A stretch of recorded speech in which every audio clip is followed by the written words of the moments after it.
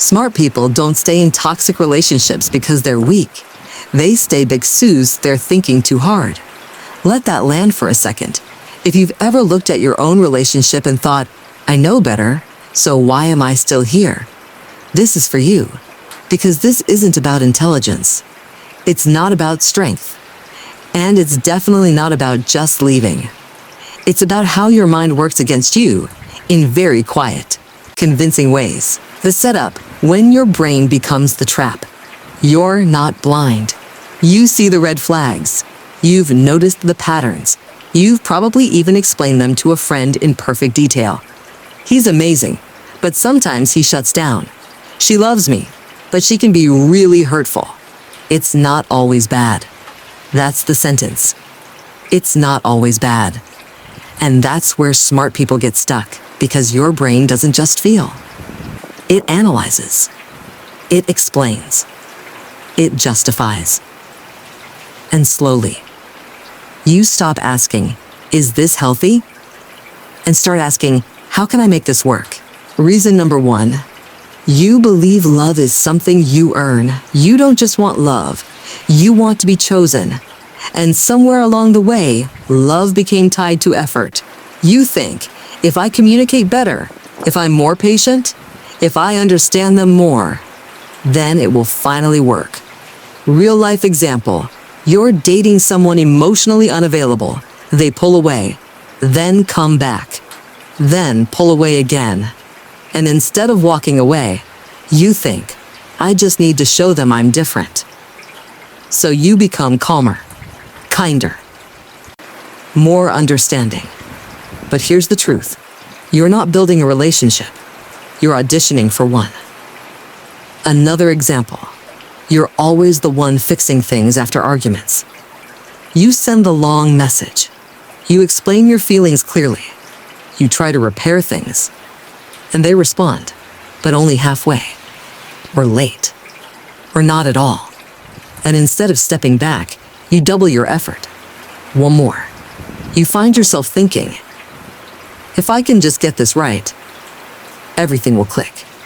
Like love is a puzzle you haven't solved yet. Emotional insight. This isn't about them. It's about proving to yourself that you are enough to be loved consistently. And your brain turns love into a goal to achieve, not something to receive. The deeper psychology here is this. When love feels conditional, your mind starts performing. And performance can never create safety. It only creates pressure. Reason number 2, you confuse intensity with connection. Toxic relationships feel intense. The highs are incredible. The lows are devastating.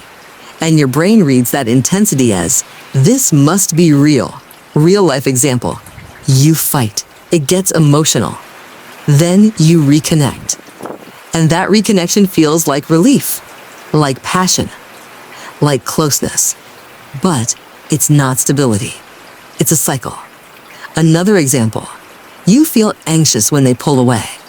Then when they come back, you feel a rush, almost like excitement. And you mistake that relief for love. One more. The relationship moves fast. Big emotions, big promises, big moments. And it feels magical until it doesn't. Emotional insight. Your nervous system gets hooked.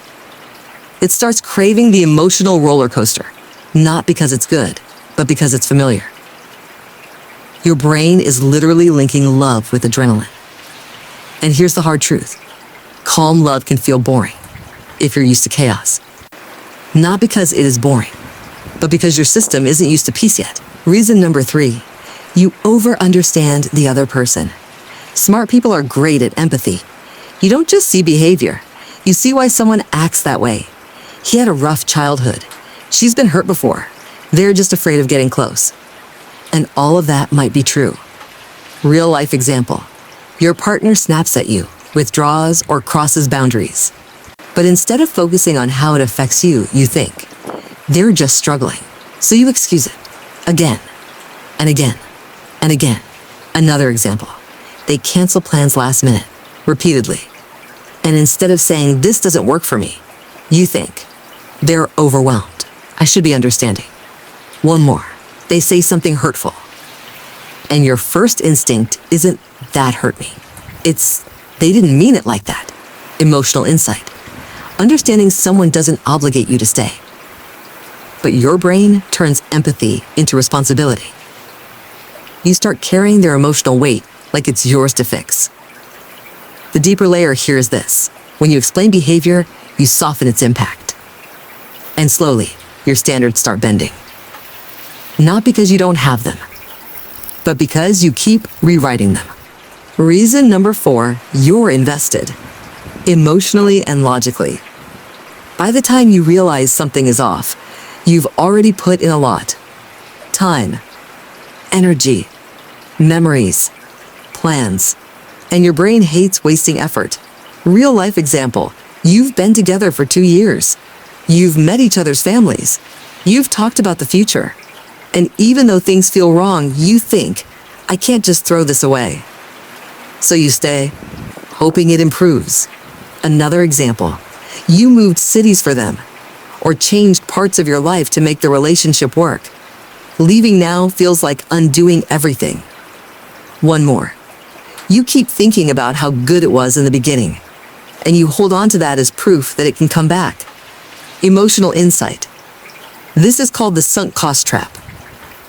You're not staying because it's good.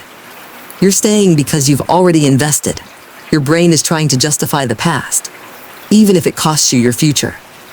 And the longer you stay, the more it feels like you have to stay. Reason number 5, you keep waiting for the real them. You've seen their good side. The kind version, the loving version, the version that made you fall in love, and you believe that's who they really are. Real life example, they hurt you. Then apologize. And in that apology, they're warm, open, vulnerable. You think, see? This is who they can be. So you hold on to that version.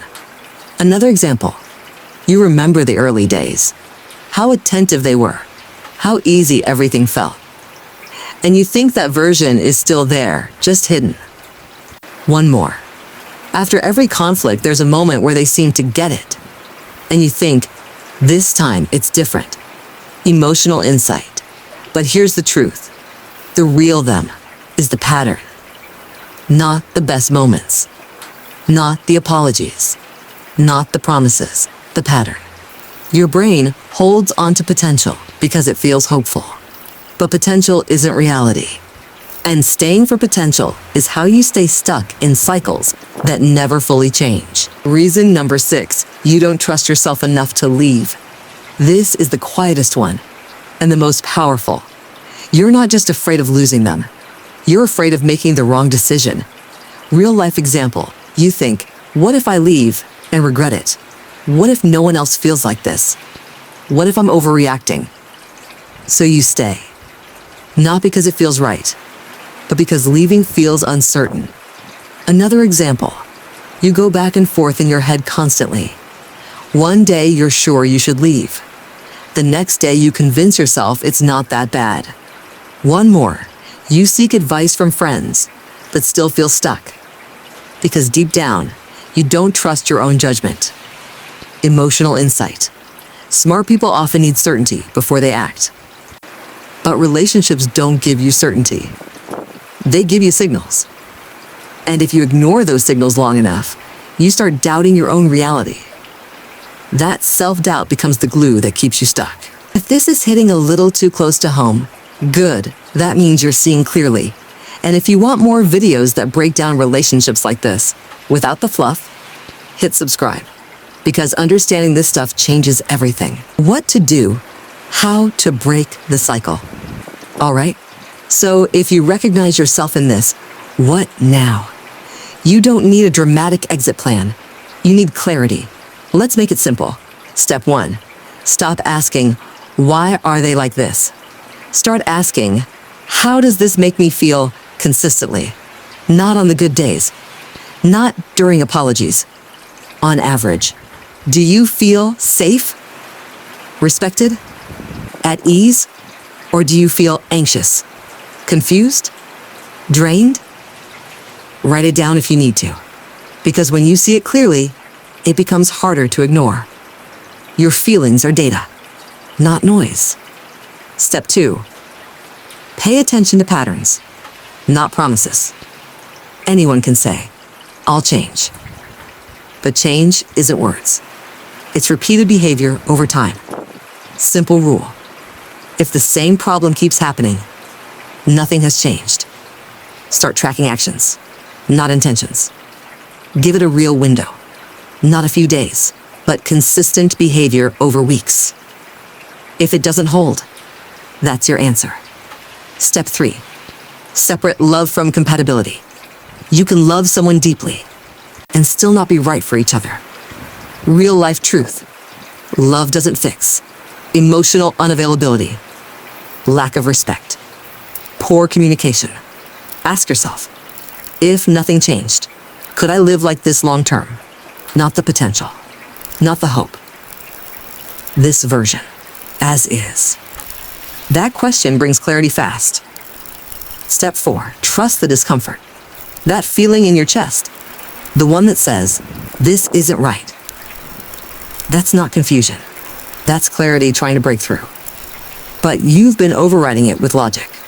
Start listening to it instead. Sit with it. Don't explain it away, because your body often knows before your mind is ready to admit it. Step 5. Create space before you make a decision. You don't have to decide everything today, but you do need space to think clearly. That might look like spending less time with them, taking a few days without constant contact, getting perspective outside the relationship. Distance doesn't destroy healthy relationships. It reveals unhealthy ones. Step 6. Talk to yourself like you would a friend. If your best friend told you this exact story, what would you say to her? You wouldn't tell her to stay confused. You wouldn't tell her to keep trying endlessly. You'd want her to feel safe, loved, respected. You deserve the same standard. Conclusion. This isn't about being smart. You're not staying because you're naive. You're staying because you're thoughtful, because you care, because you understand, because you believe in potential. But here's the part that matters most. You can be all of those things and still choose yourself. You don't have to prove your worth by staying. You don't have to earn love by suffering. You don't have to decode someone to be loved by them. Healthy love doesn't feel like a constant question. It doesn't make you shrink. It doesn't make you doubt yourself. It meets you where you are, and it stays steady. And if you've been living in confusion, anxiety, and overthinking, peace might feel unfamiliar at first. But unfamiliar doesn't mean wrong. It might just mean better. If this video made something click for you, the next one is going to go even deeper. We're going to talk about attachment styles and how your past wiring might be keeping you stuck in the same relationship patterns over and over again. Trust me, this will connect a lot of dots. Make sure you're subscribed so you don't miss it.